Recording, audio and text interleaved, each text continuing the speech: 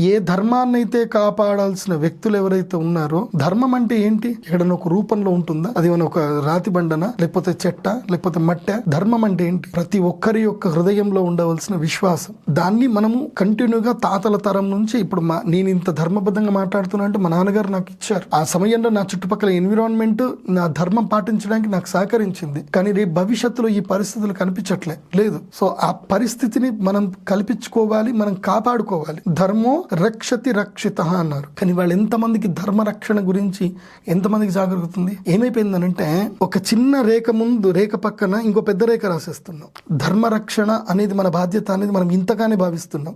కానీ దాని పక్కన మనని పేదరికం, కులాలు, మతాలు, వివక్షలు, వీటన్నిటిని పైకి, తర్వాత అవినీతి, నువ్వు నేను, నీ జాతి నా జాతి, నీ కులము నా కులము అనేటివన్నీ పెద్ద గీత వేసేసారు. అప్పుడు ధర్మ పరిరక్షణ అనేది చాలా చిన్న గీత అయిపోయింది. కానీ అర్థం కావట్లేదు. ఆ చిన్న గీతనే కీలకం. ఈ చిన్న గీత కనబడకుండా పెద్ద గీత గీసినటువంటి వాళ్ళు ఎవరో ఇవాళ హైందవులందరూ కూడా తెలుసుకోవాలి.